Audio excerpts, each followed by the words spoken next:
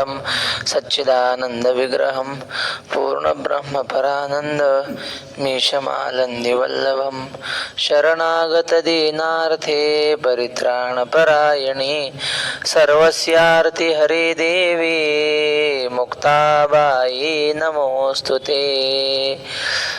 तर पंचविषयाचं काल आपण माऊलींच्या भाषेमध्ये चिंतन केलं. माऊलींनी 5 विषयाचं वर्णन करून सांगितलं. मात्रा स्पर्शास्तु कौंतेय श्लोक 14वा. आपण पाहिलं की एका विषयाने एका प्राण्याचा घात केला आणि शास्त्रकार सांगतात हे 5ही विषय माणूस भोगतो. माणसाचं काय होईल? रूपाने पतंग गेला, स्पर्शाने हत्ती गेला, शब्दाने हरिण गेला, रसाने मासा गेला. आता कोण राहिलं? गंधाने भ्रमर गेला. आणि 5ही विषय माणूस सेवन करतो की नाही, माणसाचं कसं होईल?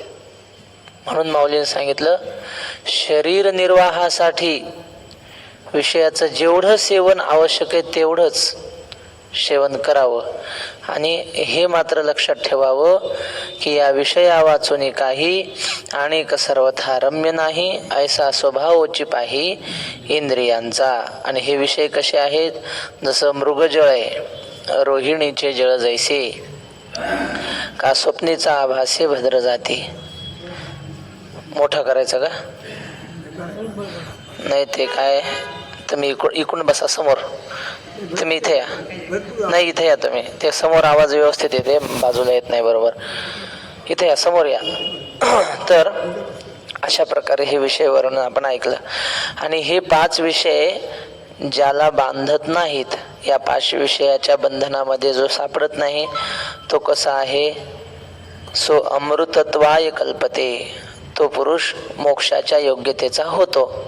इथपर्यंत आपण आलो. ओवी क्रमांक 124 झाले. आता श्लोक आहे. श्लोक म्हणून नासतो विद्यते भावो ना भावो विद्यते सतः उभयोरपि दृष्टोऽन्तस् स्त्वनयोस्तत्वदर्शिभिः. आता अन्वय असा आहे, असतः भावः न विद्यते. म्हणजे जे खोटं असतं ते त्याचा भाव कधीही नसतो. म्हणजे ते कधी नसतंच. जे खोटं असतं ना त्याचं असणं कधीही नसतं. बरं, पुन्हा सतः अभावः न विद्यते. आणि जे खरं आहे त्याचा अभाव कधी नसतो. म्हणजे आहे ना ते नेहमी आहेच, आणि नाही ते नेहमी नाहीच, असं या ओळीचा अर्थ सरळ. आणि तत्वदर्शिभिः तू अनयः उभयः अपि अंतः दृष्टः. म्हणजे तत्वदर्शी महात्मेत ना या दोघांचं खरे पण जाणतात. म्हणजे जे नाही ते नाही, म्हणजे आहे ते आहे. नाही ते नाही म्हणजे दिसणारं जग हे दिसत जरी असलं तरी नाही, आणि असणारा आत्मा हा दिसत नसला तरी तो नेहमी आहेच. वर्तमान जगात मागच्या गोष्टीचा विचार करायचा, मागच्या गोष्टीचा विचार करून दुःख ठेवायचं आणि पुढे काय होईल त्याचा विचार करून दुःख ठेवायचं नाही. तर दृष्टीसृष्टीवाद आहे, बरोबर आहे. पण हे बघा, आता सोप्या पद्धतीनं सांगतो. 2 गोष्टी आहेत या जगात. एक आहे दिसणारी आणि एक आहे न दिसणारी. 2 गोष्टी आहेत. दिसणाऱ्या वस्तूला किंमत असते न दिसणाऱ्या वस्तूमुळं. उदाहरण आहे फूल. फुल आहे की नाही? फुल दिसतंय, फुलाचा सुगंध दिसतो का? पण फुलाला किंमत कोणामुळं? सुगंधामुळं किंमत आहे. मृदंग आहे, मृदंग दिसतो, मृदंगाचा आवाज दिसतो का? पण मृदंगाला किंमत न दिसणाऱ्या आवाजामुळं, न दिसणाऱ्या सुगंधामुळं फुलाला किंमत आहे. ह्या 2 वस्तू. तसं आपण आहोत, आपलं शरीर दिसतं, आत्मस्वरूप दिसतं का? म्हणजे शरीराला किंमत न दिसणाऱ्या आत्म्यामुळं. समजते ना? ह्या दोन वस्तू आहेत. हे झालं व्यवहारिक भाषेत. ह्या भाषेत सांगायचं तर दृश्य जगत हे विनाशी आहे. आचार्यांनी गीता भाष्यामध्ये सांगितलं आहे. बघा, हे गीता भाष्य आहे.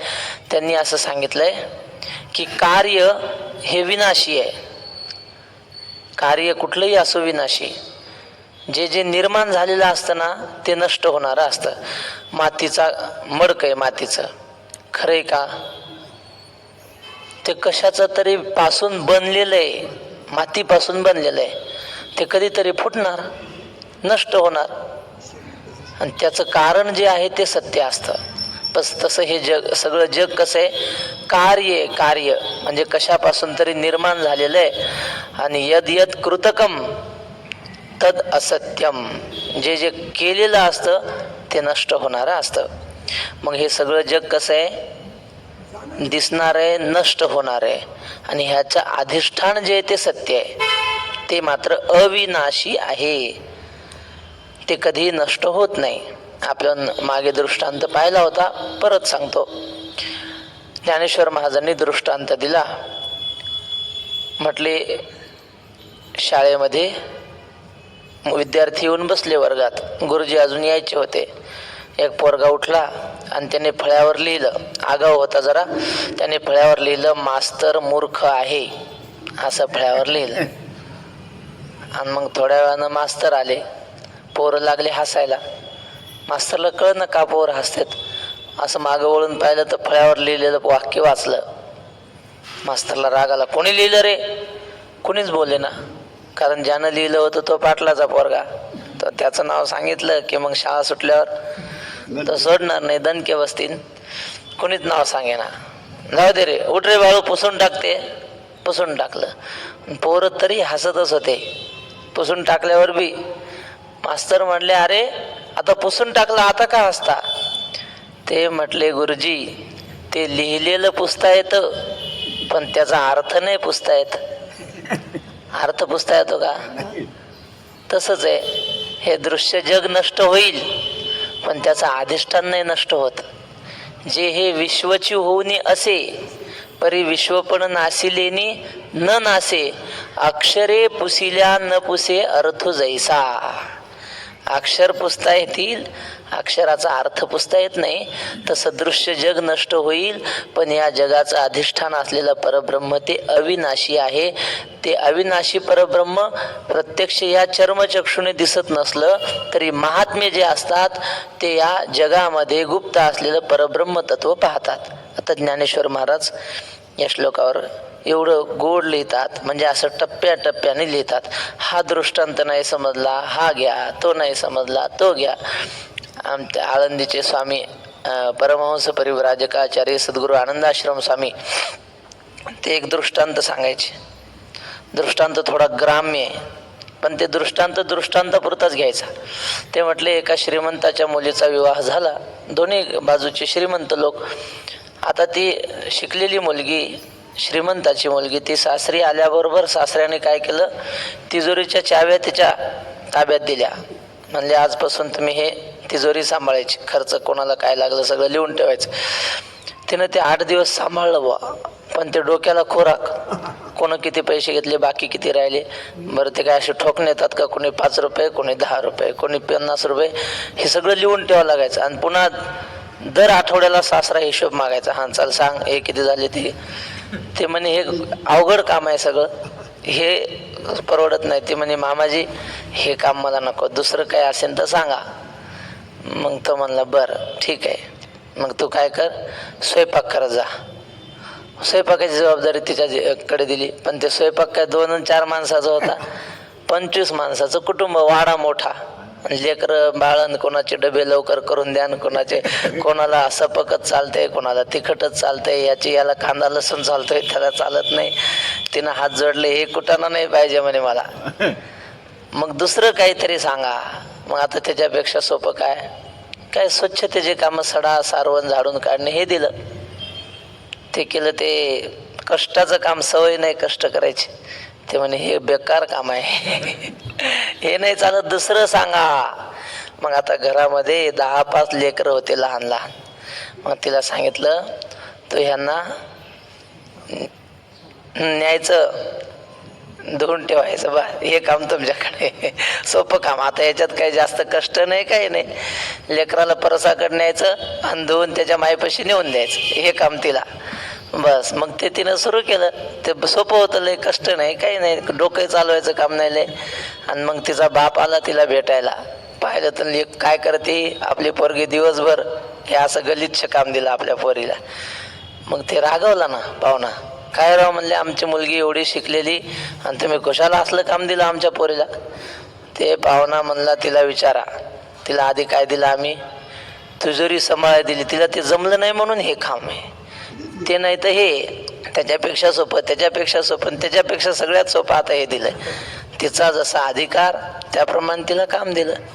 तसं ज्ञानेश्वर महाराज आहे ना, हा दृष्टांत नाही समजला मग त्याच्यापेक्षा सोपा सांगतात, तो नाही समजला त्याच्यापेक्षा सोपा सांगतात, तो नाही समजला मग अगदी खेडवळ आपल्या घरचे दृष्टांत देऊन पण तो सिद्धांत आपल्याला समजावून सांगतात. अधिकार तैसा करू उपदेश, साहे ओझे त्यास तेची देऊ. आता माऊली बघा कशी लिहिता. आता अर्जुना काही एक सांगेन मी ऐक, जे विचार परलोक ओळखिती. आता अर्जुना मी तुला सांगतो, तू ऐक. विचार परलोक स्वीकारिती. ज्ञानी लोक जे तत्व पाहतात, जे तत्व जाणतात, ते तत्व कशा पद्धतीनं जाणतात ते सांगतो म्हणले. या उपाधी माझी गुप्त, चैतन्य असे सर्वगत, ते तत्वज्ञ संत स्वीकारिती. ओवी महत्वाची आहे ही, पाठ करा. या उपाधी माझी, या जगरूप उपाधीमध्ये, दृश्य जग जे आहे या जगरूप उपाधीमध्ये चैतन्य असे सर्वगत, प्रत्येक कणाकणामध्ये चैतन्याची व्याप्ती आहे. पण ते दिसत नाही ना. कोणाला दिसते? जे तत्वज्ञ आहेत ते संत त्या अधिष्ठान परब्रह्माला पाहतात. जग त्यांना दिसतच नाही. वैकुंठवासी रंगनाथ गुरुजी म्हणायचे नाही, त्यांना एका जणाने विचारलं. तो म्हटलं, गुरुजी आमचं जग तुम्हाला दिसतंय पण तुमचा देव आम्हाला दिसत नाही ना. आम्ही जगाला पाहणारी माणसं, अज्ञानी माणसं, आमचं जग तुम्हाला दिसतंय की नाही ज्ञानी लोकांना? हो. आणि तुम्ही ज्ञानी जो परमात्मा पाहता तो परमात्मा आम्हाला कुठं दिसतंय अज्ञानी लोकांना? गुरुजी म्हणले, खरं सांगू का बाळा, तुमचं जगही आम्हाला दिसत नाही म्हणले. उगत तुमच्या मान्यतेला धरून आम्ही बोलतो. ज्ञानी महात्म्याला जग दिसतच नाही. जग अमंगळ आणि लागे देखता विटाळ. ज्ञानी महात्म्याला जग दिसणं हा त्यांना विटाळ वाटतो. जगाचा अधिष्ठान उपहित पाहतात ते, उपाधी पाहत नाहीत. या उपाधी माझी जे उपहित आहे ना त्याच्याकडे त्यांची नजर असते. म्हणून श्री संत एकनाथ महाराज कुठं चालले होते? रामेश्वरला पाणी घालायला चालले होते ना. काशीवरून गंगेचं पाणी रामेश्वरला घेऊन चालले, कावड घेऊन. त्यांच्यासोबत अनेक लोक होते. एक गाढव पडलेलं दिसलं, तरमळत होतं उन्हामध्ये पाण्या वाचून. आता ह्यांच्या सगळ्याच्या खांद्यावर पाण्याच्याच कावडी होत्या. पाहिलं लोकांनी, पण विचार केला, आपण देवाला पाणी नेतोय हे रामेश्वरला, कुठून आणलंय? काशीवरून. एवढ्या लांबून आणलंय, गाढवाला पाजायसाठी आणलं का? लोक पाहायचे आणि पुढे जायचे. नाथ महाराज आले, त्यांनी पाहिलं आणि मग संत हृदय नवनीत समाना, संतांचं हृदय लोण्यासारखं पाहिलं. म्हटले रामेश्वराला घालू, पण हा रामेश्वरच आहे ना. त्या गाढवाला पाणी पाजलं कावडीतलं, देवासाठी आणलेलं. गाढवाचा आत्मा शांत झाला. आणि मग बाकीच्यांनी का नाही पाजलो? मग संत सांगतात, जो जसा असला त्याला तसं जग दिसत असतं. आंधळ्याची जन अवघेची आंधळे, आपण अशी डोळे दृष्टी नाही. बाकीच्या लोकांना त्या गाढवामध्ये देव दिसला नाही. नाथ महाराज स्वतः देवरूप होते म्हणून त्यांना गाढवात सुद्धा काय दिसला? देव. आणि बाकीच्यांना गाढव दिसलं का? नाथ महाराज स्वतः देव होते म्हणून त्यांना गाढवात देव दिसला आणि बाकीच्यांना त्या गाढवात गाढवच दिसलं का? आणि त्याचं म्हणा मग तुम्ही आता. संत महात्मे गाढवपणा पाहत नाही त्याच्या आतला देव पाहतात. आमचे नामदेव बाबा वारकरी आहेत, त्यांनी आयुष्यभर आळंदी पंढरी वारी केली. म्हणजे आषाढी कार्तिकी नाही, 15 दिवस आळंदीहून इकडं चालत यायचं आणि इकडून 15 दिवस तिकडं जायचं, हेच केलं आयुष्यभर. आणि आता 100च्या वर त्यांचं वय आहे, पण अजून गुडघे चांगले आहेत, दात भाकरी चावून खातात, डोळे चांगले आहेत, स्मरणशक्ती चांगली. त्यांना म्हणलं की बाबा पाय दाबू का? अजिबात नाही, पाय दुखतच नाहीत म्हणतात माझे. आणि ते साक्षात्कारी महात्मे आहेत, श्रद्धा. तर मग ते कुत्रे वगैरे असतात त्यांच्यापाशी, मांजरं हे ते. मग आम्ही म्हणतो बाबा ते कुत्रं हा ना की तुमच्या जवळ बसले. ते म्हणतात अरे आपल्याला ते कुत्रं वाटतं, पण त्याच्या रूपानं देव आला असला तर. नामदेव महाराज आलं होतं ना इथं पंढरपुरात, सांगू आपण नंतर ती कथा. तर या दृश्य उपाधीमध्ये, या जगरूप उपाधीमध्ये गुप्त असलेलं चैतन्य जे पाहतात ते तत्वज्ञ असतात, ब्रह्मस्वरूप जाणणारे महात्मे असतात. अशा प्रकारचे संत त्या अधिष्ठान ब्रह्माचा स्वीकार करतात. मग आचार्यांनी असं म्हटलंय, सत्य आणि असत्य यांचं मिश्रण होऊन हा जगव्यवहार चालतो. तर महात्मे असत्य जगाला पाहत नाहीत, सत्याला पाहतात. ते कसं माऊली उदाहरणाने सांगतात. पहिलं उदाहरण आहे, सलिली पय जैसे एक होऊन मिनले असे, मग परी निवडून राजहंसे वेगळे कीजे. नित्यनेम चुकायचा नसतो. तुकाराम महाराजांनी सांगितलं, काही नित्यनेमाविन अन्न खायतो श्वान. काही लोकांचा नियम असतो, काही झालं तर नियम मोडायचा नाही. वारकऱ्याचा नियम असतो ना, तसं दूध विकणाऱ्यांचा सुद्धा नियम असतो एक. काही झालं तरी निक दूध विकायचं नाही, नेम चुकू द्यायचा नाही, आहे ना असा नियम. मग ते पाण्यात दूध घालतात, आपल्या दुधात पाणी घालतात, विकतात. मग आता ते पाणी दुधात मिसळलं ना, पाण्याचं दुधाचं भांडण लागतं. कसं भांडण लागतं? ते दूध म्हणतं अरे तुला विचारतं कोण? 1 रुपये लिटरने 10 रुपयात 10 लिटर भेटते इथं कालिका माता चौकात पाणी. आणि दूध 60 रुपये लिटर आहे. आमच्या दारात तिथं डेअरीवर 63 रुपये लिटर आहे दूध.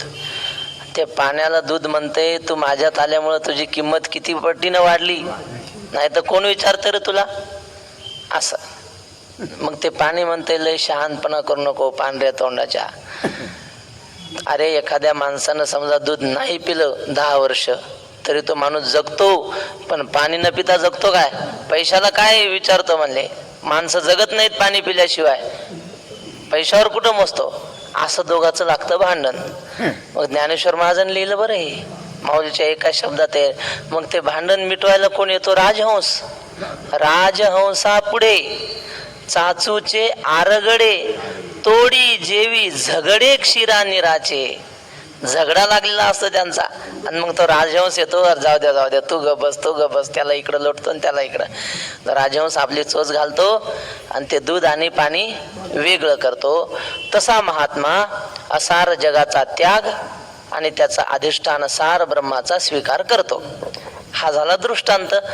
पण आता लोक म्हटले ज्ञानोबा राया दृष्टांत पटला आम्हाला, पण राजहंस आम्ही पाहिला नाही ना. कावळे पाहतो, बगळे पाहतो, हे पाहतो आम्ही, पण राजहंस कुठे तुम्ही पाहिला का कोणी? नाही. मग आम्हाला पाहिलेला दृष्टांत द्या बुवा. हा जरा आम्हाला कळला दृष्टांत, पण आमच्या डोळ्यासमोर नाही.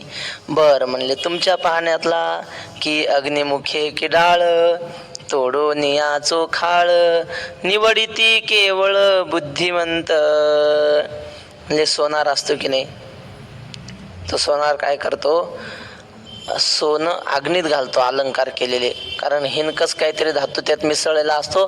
तो हिनकस धातू जाळून टाकण्यासाठी ते सोनं अग्नीत टाकतो सोनार, आणि मग त्यातला हिनकस धातू जळून जातो आणि शुद्ध सोनं बाजूला राहतं. हे जसं वेगवेगळं केलं जातं तसं म्हणले हिनकस असलेला जगाचा त्याग करायचा आणि सार असलेलं सोनरूप असलेलं परब्रह्म त्याचा स्वीकार करायचा. हिरण्मयेन पात्रेन सत्यस्यापि हितम मुखम. सोनेरी पात्राने त्या सत्याचं, त्या परब्रह्माचं, त्याला परब्रह्माला झाकलेलं आहे असं म्हणतात. म्हणजे सूर्याचा निर्देश करून परब्रह्माचं ज्ञान करून दिलंय तिथं. तर अशा प्रकारे सोन्यातला हिनकस धातू वेगळा, सोनं वेगळं, तसं हीन असलेलं जग वेगळं आणि अधिष्ठान ब्रह्म वेगळं असं ते महात्मे पाहतात. पण मग काही गरीब लोक म्हणले, माऊली सोन्याला स्पर्श सुद्धा करत नाही आम्ही, सोन्याच्या दुकानात जायचा काय संबंध आहे? वारकरी काही सोनं घालत नाहीत हातात, गाथ्यात नाही, पण वारकरी एक प्रमाण म्हणतात, तुळशीवरी सोने हे तो गाढवाचे लेणे. गळ्यात तुळशीची माळही घातली आणि त्याच्यावर सोन्याची साखळी घातली, मग ते वारकऱ्याला मान्य नाही ते. बरं, मग असे आम्ही आहोत की आम्ही सोन्याच्या दुकानात कधी जातच नाही, गरीब आहोत म्हणा किंवा वारकरी काही संन्यासी आहेत. मग आम्हाला ते दृष्टांत नाही ना पटत, सोन्याचं पाहिलं नाही आम्ही ते. बरं म्हणले, तुमच्या पाहण्यातलं सांगतो ना. तरी जाणीवेच्या आयणी करिता दधी कडसणी, मग नवनीत निर्वाणी दिसे जैसे. मग म्हणले दह्यातून लोणी काढतात. त्या जुन्या काळामध्ये डेरा मातीचा, ती रई असा खांबरवलेला, त्याला ती दोरी, पुन्हा रईला दोरी, आणि मग ते असं दही घुसळायचं सकाळी सकाळी. घुम घुम करीती, घुम घुम करीती, घुम घुम करीती डेरे घुमती, आनंदल्या गवळणी गवळणी, छंदे छंदे डोलती. मग ते डेऱ्याचा घुम घुम आवाज. आणि मग काय होतं, रई लावल्यावर ताक एकीकडं आणि लोणी एकीकडं, असं लोणी वर येतं ते. मग आता आहे दही, पण रई लावल्यावर ताक वेगळं आणि लोणी वेगळं होतं. तसं असार जग म्हणजे ताक आणि ते लोणी म्हणजे परमात्मा तत्व, असा दृष्टांत देऊन सांगितलं. आणि ते गरीब लोक म्हणले, अहो ते दही दूध श्रीमंताच्या घरी असते, जमीनदाराच्या घरी. आम्ही लोकांच्या घरून कब्बर चहापुरतं दूध आणणारे, इरजण लावायला आणि एवढं दूध कुठे आमच्याकडं? मग बर, शेतात कामाला जाता काय लोकांच्या? मग शेतातला दृष्टांत घ्या. शेतात काय असतं? शेतात ते धान्याची मळणी झाली की मग असं उंचवट्यावर उभं राहायचं, गमेल्या धान्य घेऊन उपनायला. असं झाड हल्लं, आला आला आलं म्हणतात वारं, मग उपनतात. असं वारं आल्याशिवाय उपनताच येत नाही. आपण 10-10 मिनिटं, अर्धा तास असं डोक्यावर घेऊन उभं राहावं लागतं. वारच नाही म्हणल्यावर उपनता येत नाही ना. मग वारं आलं की काय होतं, त्यातला कचरा उडून जातो, भुसा आणि फलकट उडून जातं आणि धान्य तेवढं शिल्लक राहतं. म्हणजे हे तर समजेल की नाही? हे तर सगळ्यांना समजेल. जाऊ दे आता, कुठं रोग सांगतील माऊली. तर माऊलींनी साधा दृष्टांत सांगितला, भूस उडून जातं आणि धान्य शिल्लक राहतं. तसं असार जगाचा त्याग आणि सार परब्रह्म तत्वाचा स्वीकार. की भूस बीज एक वट, उपणिता राहे घनवट, तेथ उडे ते फलकट जाणो आले, तैसे विचारिता निरसले, ते प्रपंचु सहजे सांडवले, मग तत्वता तत्व उरले ज्ञानी आसी. त्या पद्धतीनं विचार केल्यानंतर ज्याचा निराश होतो, ज्याचा बाध होतो, ते काय समजायचं? ते प्रपंचु सहजे सांडवले, त्या प्रपंचाचा सहज त्याग घडतो. आणि मग राहिलं तत्वता तत्व उरले ज्ञानी आसी. मग विचाराने जगाचा बाध होतो, निराश होतो, पण परब्रह्म तत्व शिल्लक राहतं ज्ञान्यांसाठी. विचाराचे नामनस आहे असं मायेचं वर्णन केलेलं आहे. ती माया, तिचा विचार केला की मग तिचं काही चालत नाही, तोपर्यंत मात्र ती त्रास देते. वक्ते बाबा दृष्टांत सांगायचे. एक माणूस अचानक एका घरी आपला आला, बैलगाडी सोडली अंगणात आणि आला घरी. दुपारची वेळ, ती बाई एकटी घरात होती. तिने विचारलं, कोण आहेत आपण? तो म्हणला, मामा आहे. तिला वाटलं ह्यांचे मामा असतील, आपल्याला काही माहित नाही.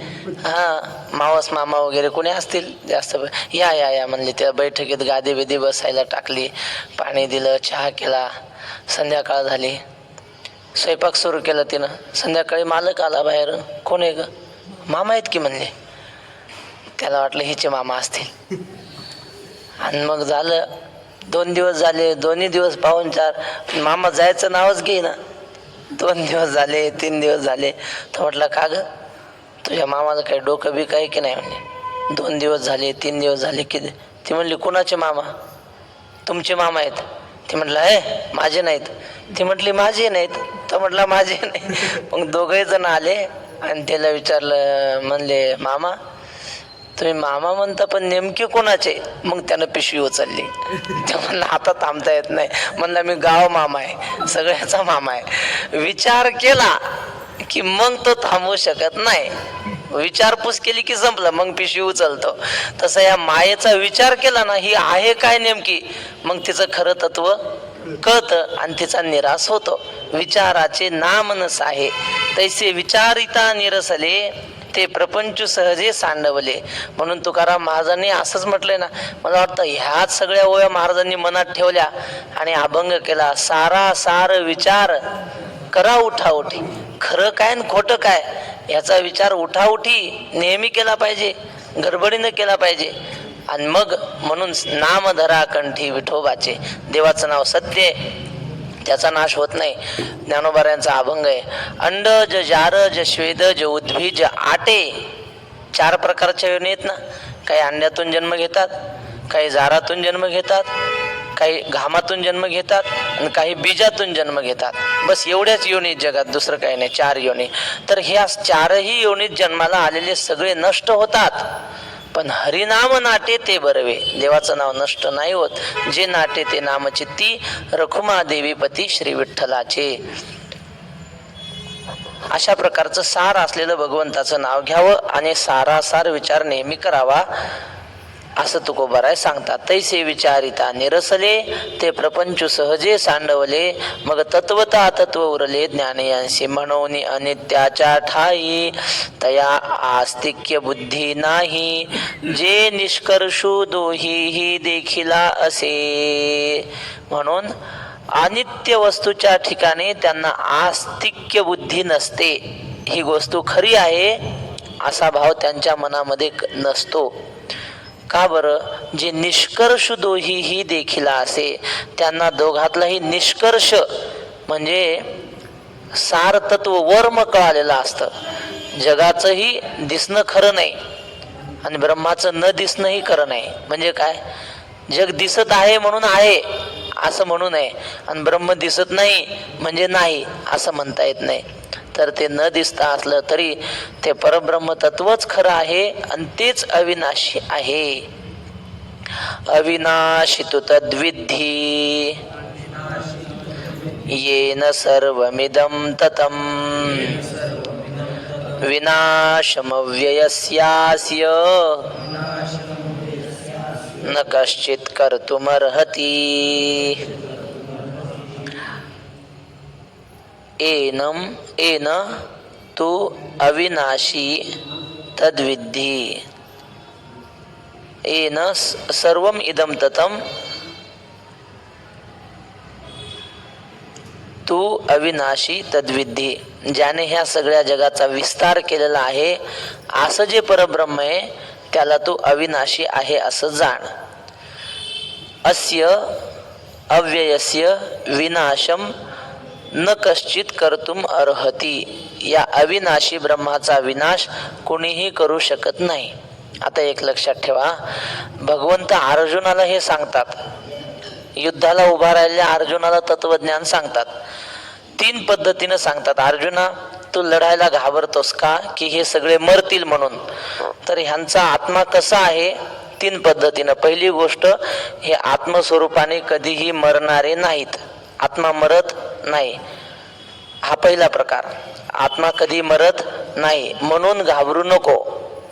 दुसरा प्रकार आहे की ह्यांना जर तू जीव मानत असशील, बरं जीव मानत असशील तर जीवही कधी मरत नाही, फक्त ह्या जन्मातून दुसऱ्या देहात जातो, ह्या देहातून दुसऱ्या देहात जातो, पुढे ते येणार आहे वासांशी जीर्णाने. पहिला प्रकार काय? आत्मा कधी मरत नाही म्हणून तू युद्ध कर. दुसरा प्रकार, जीवही मरत नाही, फक्त ह्या देहातून दुसऱ्या देहात जातो, जीवदृष्टीनं सांगितलं. आणि तू जर यांना देह मानत असशील तर देह तर मरणारच आहे, मग तू मार किंवा नको मारू, हे उद्या आज नाही तर उद्या मरणारच आहे. 3 दृष्टीने सांगितलं. कोणते कोणते? आत्मदृष्टीने, जीवदृष्टीने आणि देहदृष्टीने. तीनही पद्धतीनं अर्जुनाला देवाने समजावून सांगितलं. सध्या आत्मदृष्टीने समजावणं चालू आहे. देखे सारा सार विचारिता, भ्रांती ते पाही असारता, तरी सारते स्वभावता नित्य जाणे. बघा बघ बाबा अर्जुना, सार आणि असार, खरं आणि खोटं याचा जर विचार केला तर जे भ्रांती असतं म्हणजे भ्रमरूप असतं ते खोटं असतं. भ्रमरूप कशाला म्हणतात?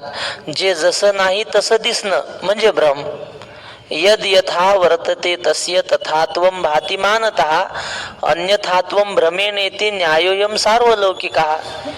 जे जसं आहे तसं इंद्रियाने दिसतं, बरं, तथात्वं भाति मानतः, अन्यथात्वं भ्रमेणेति, पण जी वस्तू तशी नाही तशी दिसणं हा भ्रम आहे. वक्ते बाबा सांगायचे, म्हटले एक माणूस सकाळी सकाळी त्याला लवकर कुठंतरी लांब लग्नाला जायचं होतं, पण हिवाळ्याचे दिवस होते जरा.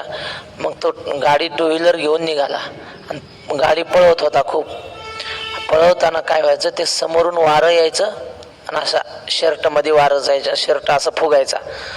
मग ते जरा त्रास व्हायचा गाडी पळवायला. मग त्यानं काय केलं, शर्ट काढला आणि उलटा घातला, असा मागून बटणं लावले. मग आता कुठं शर्ट थावा जाते, मग जोरात पळवायला लागला. पण ते गाडी पळवत असताना जरा धुकं होतं रस्त्याला. खड्ड्यात गाडी आपटली, जोरात आपटला हा बी. गाडी रस्त्यावर पडली आणि हा रस्त्याच्या बाजूला खाली खड्ड्यात पडला. आणि सकाळी सकाळी 2 माणसं गांजा पिऊन येत होते पुढून चालत. त्यांनी पाहिलं, म्हणले गाडी पडलेली दिसते म्हणजे माणूस कुठेतरी आजूबाजूला असन. मग शोधायला लागले, त्यांना दिसला तो माणूस पडलेला आणि तो जरा बेशुद्ध पडलेला होता, मार लागला होता जरा.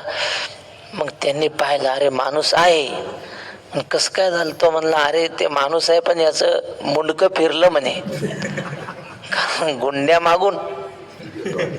आणि मग आता काय करावं, मुंडकं सरळ करावं लागते म्हणे आता, नाही तर मरते म्हणे, नाही मुंडकं सरळ केलं तर. मार जोराचा आहे, मुंडकं फिरलं. मग आता कसं काय करावं? काय नाही, एकानं त्याला धरलं दाबून, छातीवर पाय ठेवले असे, आणि दुसऱ्यानं त्याचं मुंडकं फिरवलं, कर कर असं. आता तो जिवंत राहीन की मरीन? मारून टाकलं त्याला. तो तसा होता का? मुंडकं फिरलं होतं का? नाही.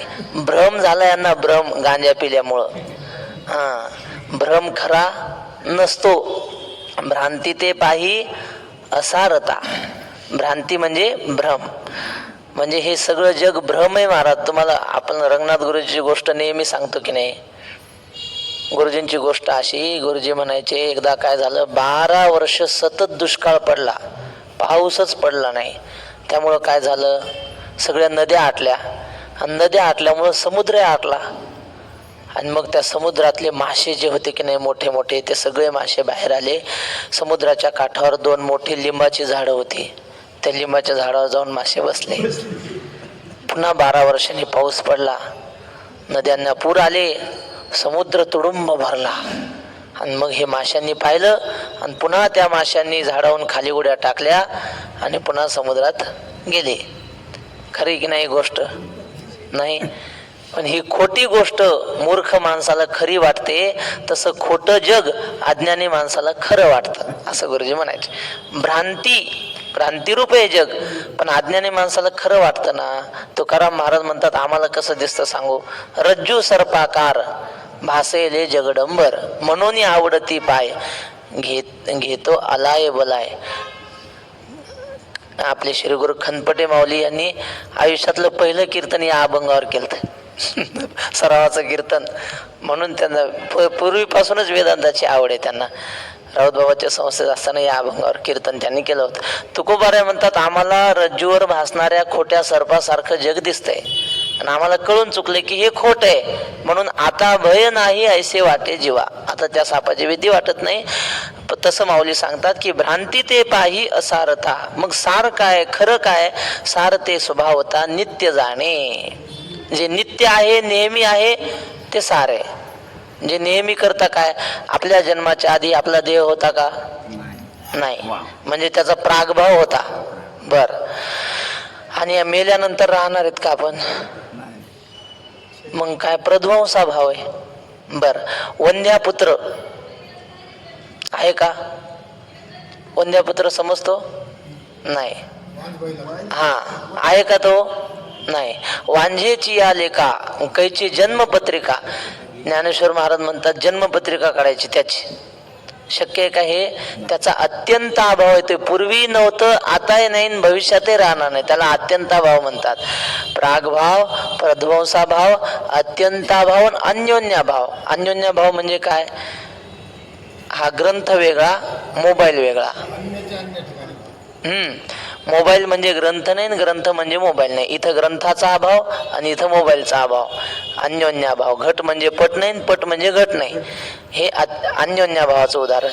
तर अशा प्रकारचे कुठलाच अभाव त्या परमात्म्याच्या ठिकाणी नाही, कुठल्याच अभावाचा तो प्रतियोगी नाही, म्हणून त्याला नित्य म्हणतात. काय?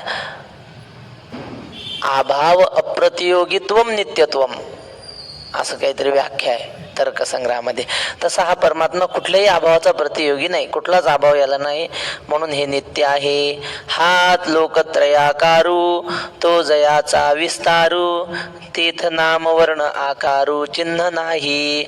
हा सगळा त्रैलोक्याचा जो विस्तार आहे ना, तो ज्याच्यापासून झाला त्या परमात्म्याला नावही नाही, त्याला वर्ण म्हणजे रंग म्हणा किंवा जाती म्हणा, त्याला कुठल्याही प्रकारचा रंग नाही, आकारही नाही. जाऊ द्या, आकार वगैरे नसलं तर नसलं. आपल्या भारत देशाचा झेंडा म्हणजे काय? भारत देशाचं चिन्ह आहे ते. त्या झेंड्याचा अपमान म्हणजे भारताचा अपमान आहे की नाही? म्हणजे तसं काही चिन्ह तरी आहे का त्याला? म्हणजे चिन्ह सुद्धा नाही त्याला. नाम वर्ण आकारू चिन्ह नाही, लक्षण नाही कुठल्याही प्रकारचं त्याचं. जो सर्वदा सर्वगतू जन्मक्षयातीतू तया केली आहे घातू कदा नोहे. जो सर्वदा आहे, सर्व वस्तूंमध्ये त्याचं अस्तित्व आहे. जन्मक्षयातीतू, त्याला जन्मही नाही आणि क्षय म्हणजे मरणही नाही. त्या जन्म मरणाच्या पलीकडचा तो आहे. आणि त्याचा घात करायचं ठरवलं तरी कोणी घात करू शकत नाही. आता माऊलींचं प्रमाण म्हणा, देव कसा आहे हो? अव्यक्त, निराकार म्हणा. हा पुढचं म्हणाव, नाही जा आकार, जेथून चराचर. समजलं की नाही? देव कसा आहे? अव्यक्त म्हणजे व्यक्त नाही. तो व्यक्त म्हणजे प्रगट नाही. प्रगट, आपण प्रगट आहेत की नाही आता, तसा तो प्रगट नाही, अव्यक्त आहे. निराकार, त्याला कुठल्याही प्रकारचा आकार नाही. नाही जे आकार तेच सांगितलं पुढं. जेथून चराचर, त्याच्यापासून हे चराचर झालं. आता हेच चरण, हा हीच शब्द, हेच कडवं, फक्त थांबायची जागा बदलायची. कसं आहे बघा, अव्यक्त निराकार नाही, इथं थांबायचं. अव्यक्त निराकार नाही. मग कसं आहे? ज्या आकार, त्याला आकार आहे ना, कमरेवर हात ठेवून उभा आहे. ते जेथून चराचर हरी शिवजे. हे सगुणाकडे लागते, निर्गुणाकडे लागतं, असं वक्ते भावाने लिहिले. भाव म्हणले शंकर महाराज खंदारकर असा अर्थ लावायचे, दोन्हीकडे लागतं. म्हणून तर माऊली म्हणतात, तुझ सगुण म्हणो की निर्गुण रे, सगुण निर्गुण एक गोविंद रे. असा तो परमात्मा आहे, चराचरामध्ये व्याप्त आहे. त्याचं स्वरूप अविनाशी आहे. 2-4 मिनिटं राहिले. आज राखी पौर्णिमा आहे ना, थोडं रक्षाबंधनाचं सांगू. रक्षाबंधन म्हणजे काय? रक्षाबंधन म्हणजे बहीण भावाला आपली रक्षा करण्यासाठी, त्याला काय म्हणते ते, रक्षेचे आपली, माझी रक्षा तू करावी अशी विनंती करते या राखीच्या द्वारे. रक्षा म्हणजे राखणं. मग रक्षाबंधनाचं उदाहरण काय? आपल्या पुराणामध्ये अनेक उदाहरणं आहेत. पहिलं उदाहरण म्हणजे भगवान श्रीकृष्णाची बहीण सुभद्रा. ते काय झालं, हा देव कुठून इकडून तिकडून आला की आपली सख्खी बहीण कोण? सुभद्रा. तिच्याकडे जायला पाहिजे की नाही? पण तो जायचा आधी द्रौपदीकडं, आणि द्रौपदीला भेटून मग वेळ भेटला तर सुभद्रेला भेटून जायचं. मग तिला तळपायाच्या मस्तका जायचे, मी सख्खी बहीण, आणि ती द्रौपदी मानलेली ना, ती काय खरी का काय? पण आला की तिच्याकडे आधी जातो. आणि मी म्हणलं की दादा चहा घेणं नाही, झालाय म्हणतो चहा, तिकडं आधी चहा घेऊन येतं. मग ती रागवली. नारदाला सांगितलं, म्हणजे काय म्हणले तुमचा कृष्ण, मी सख्खी बहीण असून माझ्याकडे आधी येत नाही तिच्याकडं. बर, मग नारद गेले देवाकडे विचारायला, कसं काय देवा. ते देव नाटक करायला एक नंबर. त्याचं कसं काय की बोट कापलं होतं, आणि मग कापलेलं बोट म्हणलं नारदा ते जाऊ दे, आधी माझं बोट कापलं, काहीतरी बांधायला आण. मग नारद गेले सुभद्रेच्या महालामध्ये. सुभद्रा, अगं ते देवाचं बोट कापलंय, काय आहे का बांधायला. ती फिरायली घरात. आता श्रीमंताच्या घरात काय चिंध्या असतात काय, सगळे नवे कपडे. तिनं अर्धा तास पाहिलं, सापडेच नाव. नारदा नाहीच काही फाडण्यासारखं, तर काय करू. काय म्हणली फाडण्यासारखं नाही. आत्ता म्हणत होती देवावर माझं लय प्रेम आहे, माझा सख्खा भाऊ, जगाचा मालक, आणि अंगावरची साडी फाडकी तुझा पदर, एवढी एवढी चिंधी फाडायला काय होतं. ते म्हणले ग बसा, माझा शालू काय जुना आहे का, आत्ता पंचमीला घेतलेला आहे, पैठणी शालू आहे, तो कसं काय फाडू मी, दुसरं बघा म्हणले कुठं असेल तर. आणि मग नारद गेले द्रौपदीच्या महालात. द्रौपदीच्याही अंगावर पैठणीच होती. तिला सांगितलं, अगं देवाचं बोट कापलंय, चिंधी पाहिजे. तिनं काहीच विचार केला नाही, टर्कन आपला पदर फाडला. हे घेऊन जा म्हणले नारदा. आणि मग नारद गेले घेऊन, पण असं गुंडाळून नेलं नाही, अशी पट्टी नेली हातात धरून सुभद्रेच्या दारातून. द्रौपदीनं दिली म्हणले, द्रौपदीनं अंगावरचा शालू फाडून. आणि मग सुभद्रेच्या प्रश्नाचं उत्तर मिळालं ना, देवाला आले, बोटाला बांधलं ते. आणि मग देवानं सिद्ध करून दाखवलं की रक्ताचं नातं म्हणजेच खरं असतं असं काही नाही, मानलेलं नातं सुद्धा श्रेष्ठ असतं. आपल्या जुना एक चित्रपट आहे, त्यात ही सगळी गोष्ट त्यांनी संगीतात गीतात बसवलेली आहे. जे एक दोन कडवं म्हणतो. हा, भर जरी ग पितांबर दिला फाडून, द्रौपदीसी बंधू शोभे नारायण, द्रौपदीसी बंधू शोभे नारायण, सुभद्रा कृष्णाच्या पाठची बहीण, विचाराया गेले नारद म्हणून, बोट श्री हरीचे कापले ग बाई, बांधायाला चिंधी लवकर दे, सुभद्रा बोलली शालू मी पैठणी, फाडून का देऊ चिंधी तुम्हासने, पाठची बहीण झाली वैरीण, द्रौपदीसी बंधू शोभे नारायण, द्रौपदीसी बंधू शोभे नारायण, द्रौपदी बोलली हरीची मी कोण, परी मला त्याने मानली बहीण, काळजाची चिंधी काढून देईन, एवढे तयाचे माझ्यावरी ऋण, वसने देऊन हरी राखी माझी लाज, चिंधीसाठी आला माझ्या दारी हरी आज, द्रौपदीसी बंधू शोभे नारायण. असं आहे ते, तुम्ही ऐकू शकता मोबाईलवर. पुढं खूप सुंदर आहे, आणखी एक कडवं आहे.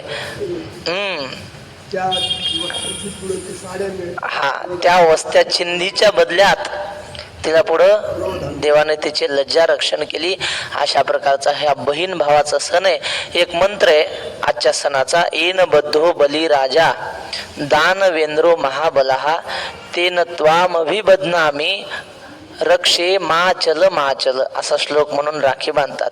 म्हणजे बहीण हा श्लोक म्हणत भावाला म्हणते की दादा, हीच राखी लक्ष्मीनं बळीला बांधली होती, बळीराजाला लक्ष्मीनं बांधली होती. देवाला द्वारपाळ म्हणून उभं केलं बळीनं.